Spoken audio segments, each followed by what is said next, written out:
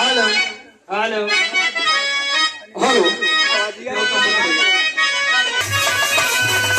अरे कभी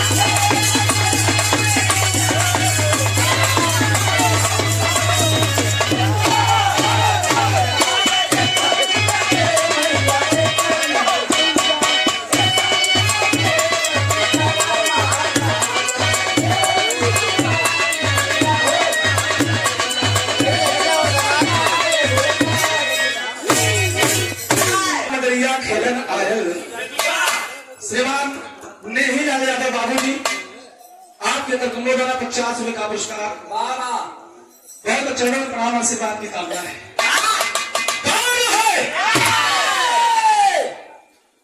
विक्रमादित्य मेरे प्रतापी राजा राजा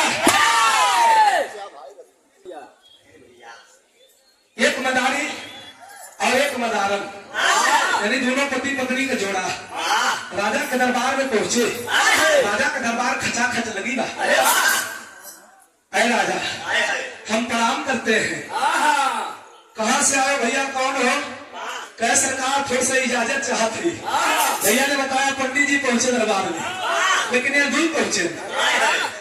मदारी कहा आपकी इजाजत चाहती सरकार। राजा ने कहा क्या करना चाहते हो? मदारी कहा थोड़ा सा खेल दिखाना चाहता हूं, अगर इजाजत मिल जाए तो इसी दरबार में मैं अपनी कला की प्रस्तुति इजाजत मिल गया। और वह मदारी खेल दिखाने लगा। पूरा के बाद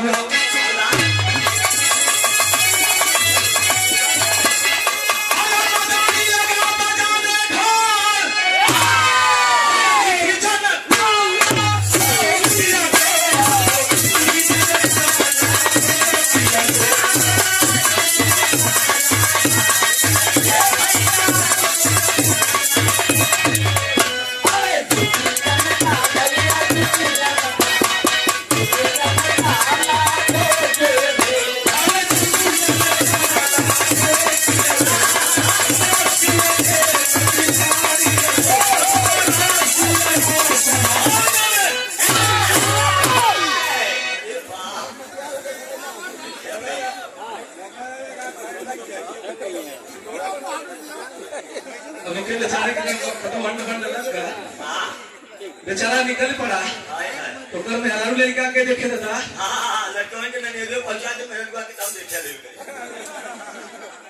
बड़ा चालाक है यार बाबू। मदारी एक ढोल निकाला और ढोल बजाया है तो ढोल की आवाज सुन करके तमाम लोग और इकट्ठा हो गए। मदारी लगा बजाने ढोल, जुटी जनता लाखों की गोल। रस्सी फेंक पिटारी खोल, झोले से एक रस्सी निकाला और उस रस्सी को आसमान में फेंक दिया। आ जाओ आ जाओ आ जाओ आ जाओ। जैसे खेल में देखे कि मिलत है। और वो रस्सी मदारी आसमान की तरफ फेंका तो रस्सी आसमान में ही गोल हो गई। जब गोल हो गई बाबू तो मदारी किया क्या? देख रहे हैं।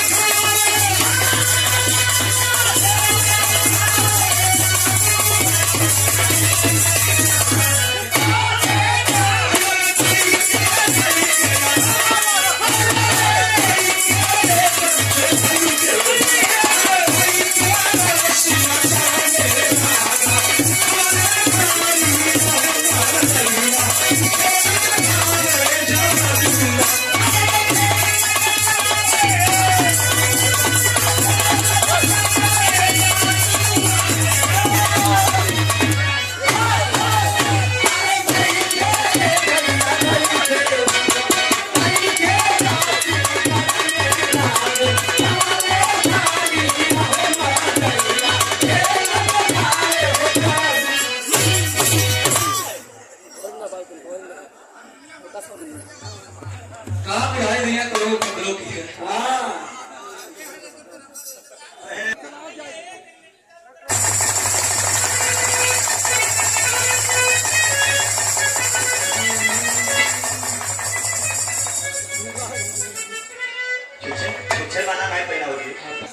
आप लोगों का उद्गार और प्यार इस बबलू दीवाना को मिलता है।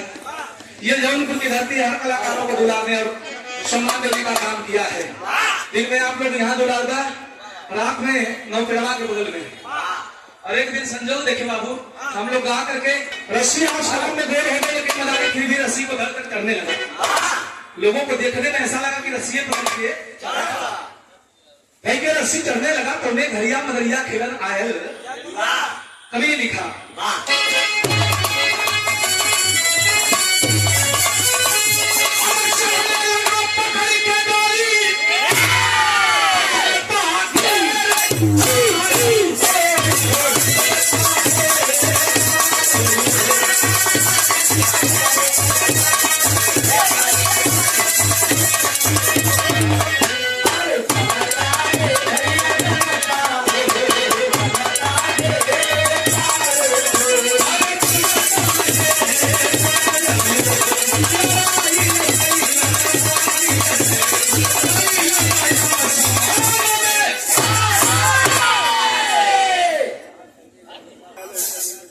चलने लगा पकड़ के डोरी, चारों तरफ जनता घेरी है।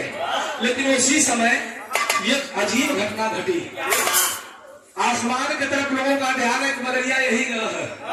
भैया एकाएक जोर जोर से आवाज आने लगी, धम धुम ताए तुम्हें पहुंच खट खट ऐसा लोगन के सुनात्मा की सिर्फ ऊपर कोई लड़त पर मारी मारा होता, मार का होता तेगा तलवार चलत बा। ए बाबू तब तक वही समय एक विचित्र घटना हो घटी। हाँ भाई मिस्टर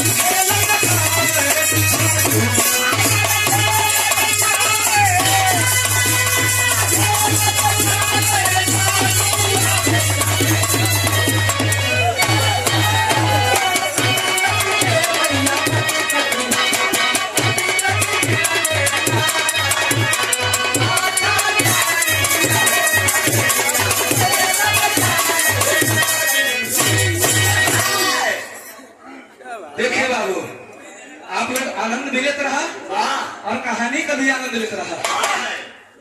ऊपर से कच कच गिरने लगा है हाथ पांव ठठरिया।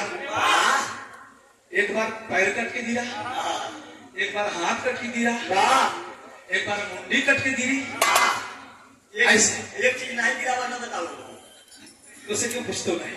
उनको बहुत गिरे नहीं करना भैया हो कटकट गिरने लगा हाथ पांव ठठरिया मदरिया खिलन आया जदुआ सब अरे बाप रे बाप अनर्थ हो गया। ये तो मदारी माना गया। अतः कभी लिखते हैं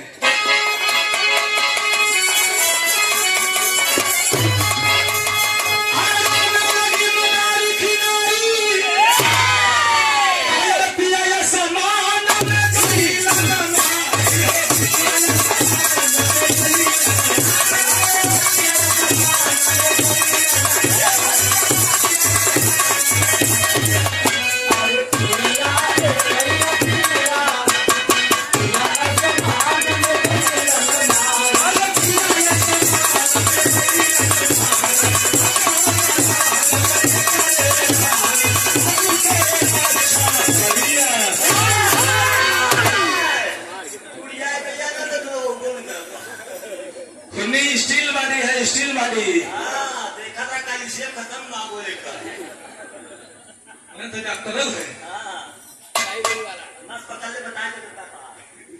भैया हो मदारी की दुल्हा रोने लगी, हमार पति तो मारा गए राजन, अब हमार देखभाल के करे, हमार पालन पोषण के करे, हमें कमाए के खियाए के। चलिए जो आसाराम के मठ में वहाँ का मिले, वहाँ आसाराम खुल गई भैया हो अब हम लागत के करे डाली के रक्षा करिए हमारी। तो रानी और राजा से वो मदारी के दुल्हन एक फरमाइश करती है, एक निवेदन करती है। क्या निवेदन करती है?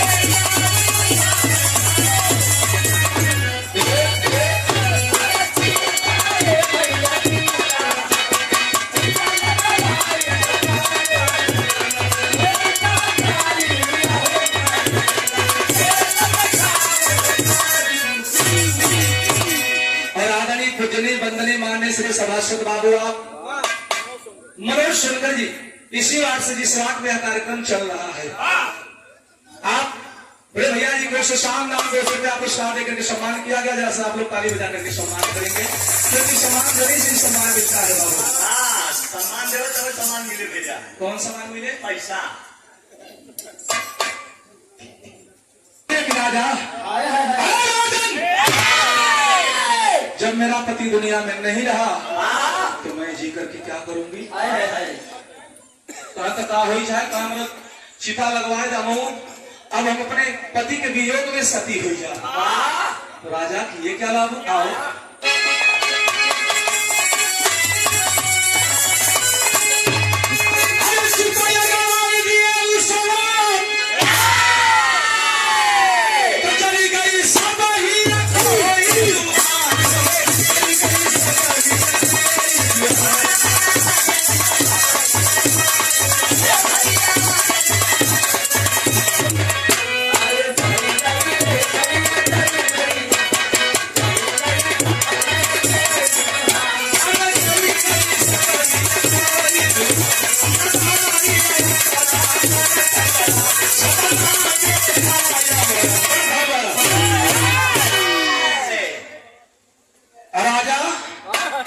व्यवस्था कर दिए।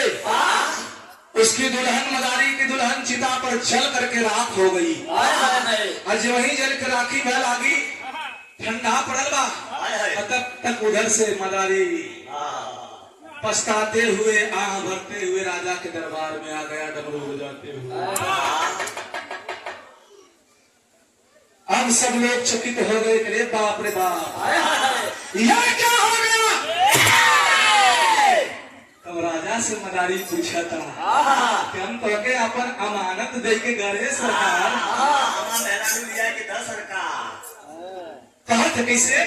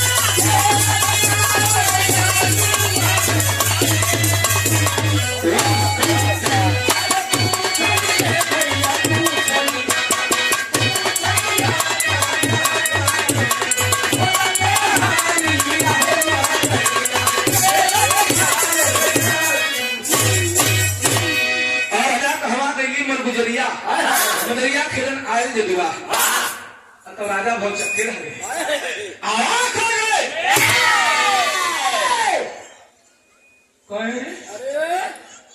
हमें घर में हरारू हम कहाँ से लिए, कैसे दे? जैसे आप लोग बड़े ध्यान से कजरी सुनत बा, सारी पब्लिक सन राजा की तरफ सब निहारत बा कि राजा कौन जवाब दी है।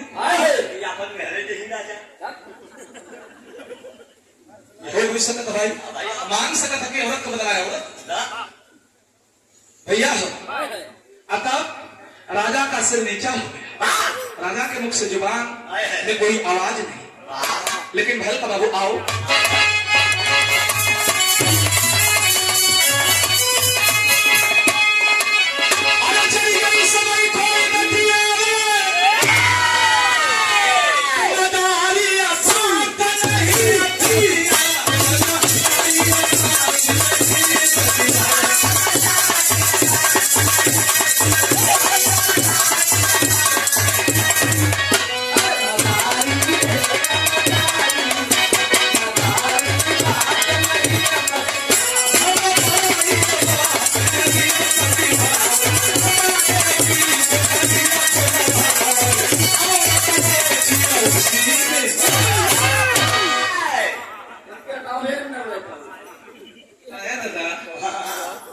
पीछे पड़ गया है दादा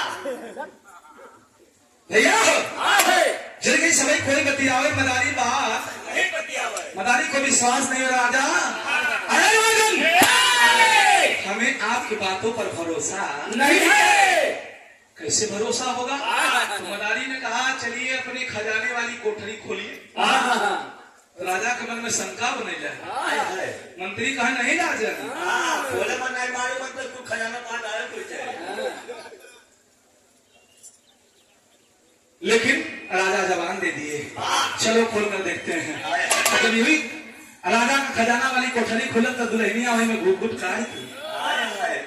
मदारी की दुल्हन उसी में बैठी है। आय हाय। लेकिन आए बाबू, तब तक राजा के सामने एक समस्या है। एक समस्या भैया ने बताया कि काली नहीं भद्र काली बैतलगंज में जिनका मंदिर आज भी विद्यमान है, माँ भद्र काली। राजा भद्रसेन का खानदान नहीं चला। बड़ा सुंदर प्रसंग हमारे भैया ने गाया, लेकिन गौर करेंगे राजा के सामने एक प्रश्न और आ गया। अरे वाह अब ये समस्या सुनाई हुआ तब तक दूसरा का समस्या ठेल दिया, वाह यहाँ कर्ज लगता भैया। अरे भैया खबर नहीं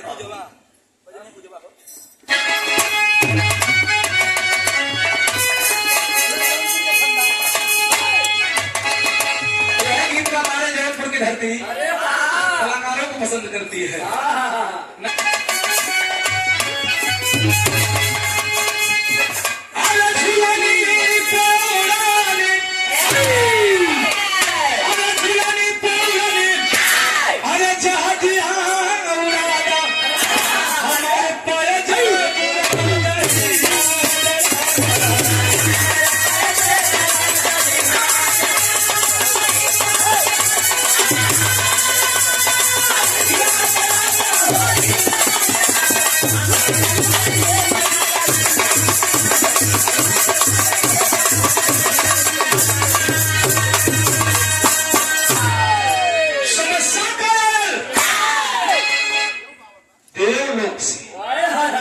देवों के राजा राजा इंद्रदेव एक पत्र लिखवाए बकायदा, और उस पत्र में क्या लिखवाए कि एक थाल भेज रहा हूँ, उस थाल में 3 कटी हुई मूड़ियां हैं, और उन मूड़ियों के अगर सही सही कीमत लगा करके बता दोगे राजा, तो हम जान जाएंगे कि तुम बड़े प्रतापी राजा, बड़े न्यायी राजा हो।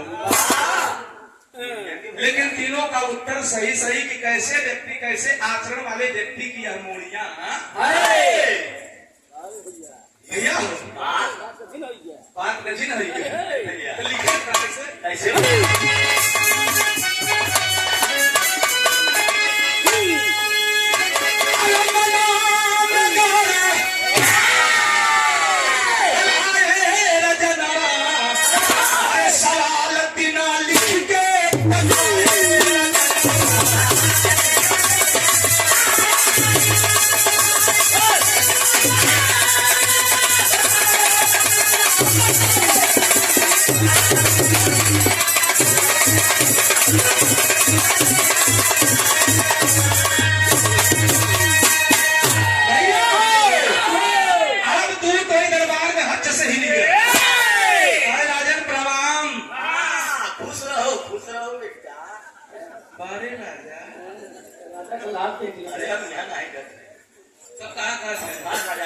अच्छा भैया राजा को प्रणाम किया दूत ने, और जब राजा के सामने सत्य पेश किया गया तो राजा अपने दरबार में जितने लोग बैठे हैं बाबू, जरा समय आप लोगों को न लेवे चाहे फट से क्लियर कर दे। राजा का पूरे दरबार में जितने लोग बैठे थे सारे दरबारियों से राजा ने पूछा, क्योंकि उसमें लिखा गया था कि चाहे तुम स्वयं बताओ या किसी से पूछ के बताओ, लेकिन बताना अगर नहीं बताओगे। यह भी लिखा गया कि अगर नहीं बताओगे तो जैन राज्य में अनल की वर्षा, आग की वर्षा होगी, अगर सही उत्तर दे दोगे तो सोने की वर्षा होगी। अब केहू बतावे के तैयार नहीं, तब राजा का निगाह वही मदारी के तरफ गए। सरकार आप ही बता सकत है, आप ही उबार सकत है। तो मदारी ने कहा, क्या कहा,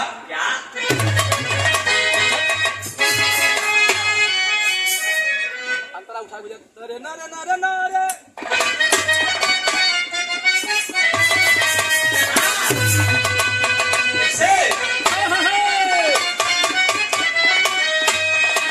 हवा के जोर बोला, अरे दादा हमारी बचनिया और बताएंगे हमारी दुनिया।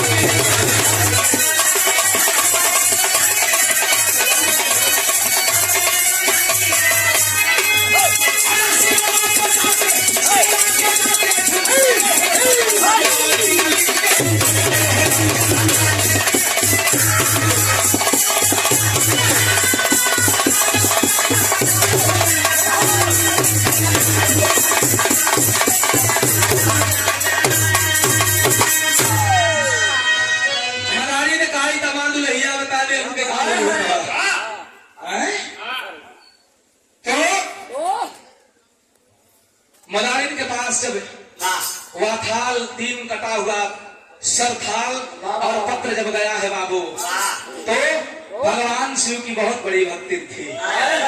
वो मदानी जाकर के भगवान शिव की आराधना करती है। जब आराधना जिससे जब माई खाली मसालेदार खाई, लेकिन ये कली को मसालेदार नहीं खाते, खाली मुड़ी कट जाता, कान कट जाता, रोमा कट जाता, उतने से काम हो जा लोग पूरा बोतल ले लेते बिल्कुल खाली चिवा भैया। लेकिन मारे माई काली मसालेदार खाई ली, मसालेदार खा ले भैया। जान के भक्ति भगवान भोलेनाथ का तपस्या कर लगी। पहले सरकार अगर उत्तर सही ना मिली तो हम आदमी दोनों फांसी लगाए के तेरे मंदिर में मर जाएंगे। भगवान भोलेनाथ प्रकट हुए कर बिटिया आए भक्ति शांत हो जाओ। भगवान ने अपनी माया से निकाला एक माचिस की डिबिया, सलाई के डिबिया निकलो ना, खाली 3 6 काठी रह गई 3 काड़ी वाला। हाँ भैया मात्र 3 काड़ी। कहे का मतलब नहीं समझे थे। ये तो कैसे जान के मैदान है बरसात में भीज जाए का हो भैया। हो भगवान भोलेनाथ कहा भक्ति ले जाओ बारी बारी तीनों काड़ी, तीनों के काने में लगू खुदे उत्तर समझ में आ जाए। पंडिताई बता दिए छड़े में लेके काड़ी सलाई आइए ना दरबार में। जब लिया आए काटी दरबार में बतौली ना, तब राजा कहते हैं कि ये 3 काटियां से कैसे क्लियर होगा। भक्ति ने बताया, वो मदानी की दुल्हन ने बताया कि प्रभु ने कहा है। अच्छा तो पहले के कान में ना आए,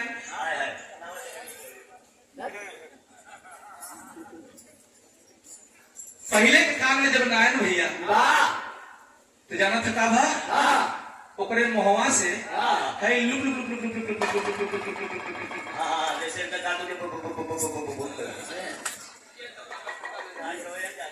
राजा ने कहा इसका हम मतलब नहीं समझ पाए, बता दो। का मतलब पंडिताई मतारी कहीं चुकुल है, एक मतलब चुगला आदमी का मुड़ी चुगला आदमी है। अच्छा कहा दूसरका से दूसरका के कान में नहीं, अब तो दूसरका के आंखें से नाके से काने से, यानी जितना वो मुड़ी में छिद्र रहा हर जगह से निकलेगा। कहाँ निकलेगा? वही लुक लुक लुक लुक कह के चिंगारी अच्छा खाए रहा। कहा एक मतलब साफ बा, एक और कीमत कौड़ी ओकर तो कौड़ी भर लगावा ना, ये कौड़ी भरे का नहीं एकदम बेकार था। 500 रुपये महंग भाई, ये कौड़ी भरे का नहीं बा। काहे से कि जवन सुनी तो सुनी, काने से तो बर्दाश्त न हुई, लेकिन ये जब कितना जल्दी कही गई उल्टी हो लगी। तीसरका जब तीसरका के काने में कानी पड़ी बाबू, तो कानी ज्यों करते हो पड़ी की पड़ी रहे जैसे हम। राजा ने कहा बस बस बस अब इतना हम खुद बताए कैसे बताओ कहीं तक बोल बा। ये बड़ा कीमती आदमी का मुड़ी है, जवन सुनी जवन देखी के उसे कही ना, अपने काम से काम करी। जब सही उत्तर लिखवा करके भेजे हैं बाबू, राजा इंद्र के दरबार में जब पत्र गया है दूत लेकर के, राजा इंद्र जब अपनी सही प्रश्न का उत्तर पा गए तो प्रमाण मिलता है India is the golden world. अंग्रेजी की किताब से ही कहानी मिली बाप, और उसी समय सोने की वर्षा होती है, और इसीलिए मेरे भारत देश को सोने की चिड़िया, उसी समय से भारत सोने की चिड़िया का दर्जा प्राप्त हुआ। लेकिन गीत का अंतिम भाव खंडान बच्चे पकड़ा वाले बेटा